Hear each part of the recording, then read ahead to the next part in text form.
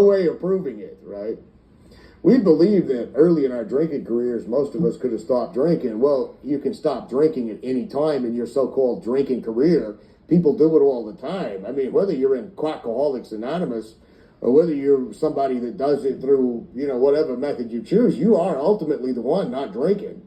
I mean, if you even want to play the idea that AA is somehow helping you quit drinking, think about this. You go to maybe one meeting a day, let's just say, all right, that's an hour a day out of 168 hours that exist within a week. So the rest of the time, it's you who's not drinking. It's not them. They're not holding the bottle away from you.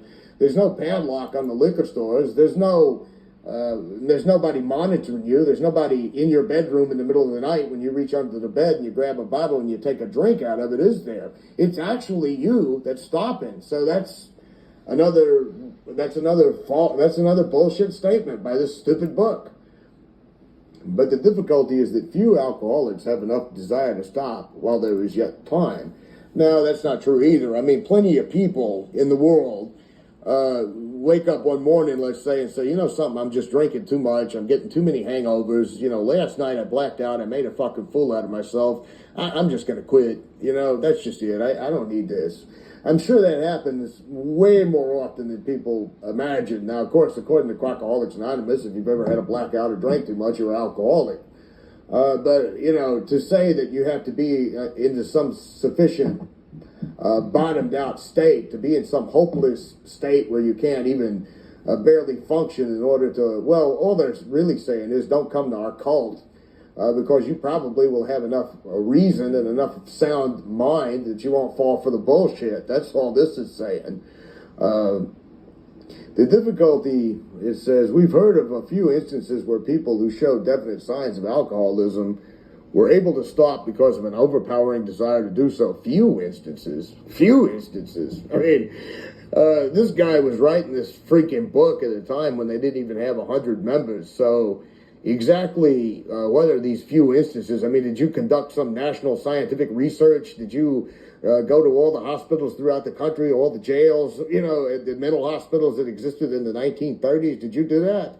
Or did you just know of a few people? I mean, are you just making this shit up as you go along, Bill? That's what you're fucking doing.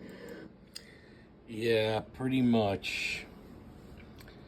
But Bill managed to get himself out of debt. Deadbeat Bill Wilson. He was a deadbeat. Never worked. Somehow he managed to buy this spread.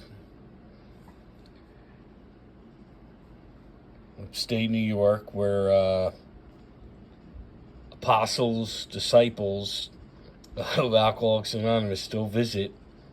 They go on pilgrimage just like cult members do. They go on pilgrimage. I was going to look up the price, like how much this house is worth now, but why waste my time? I know it's got to be $1 million. But Bill made a lot of money. The whole thing was just bullshit and lies. First they tell you you're powerless. And you get in there and they're like, you gotta change, man. You gotta change everything. Change the route you drive to work.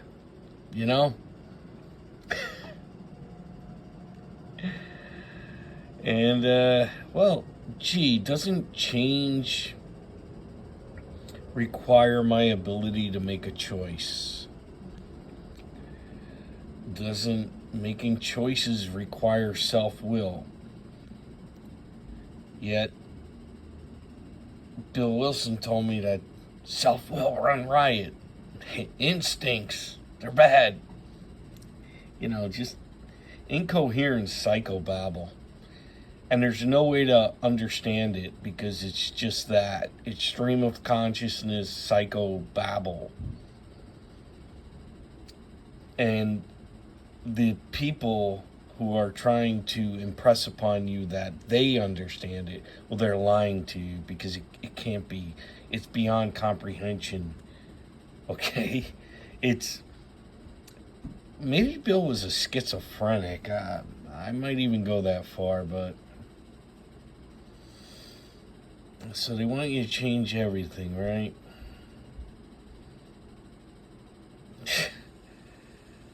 Fucking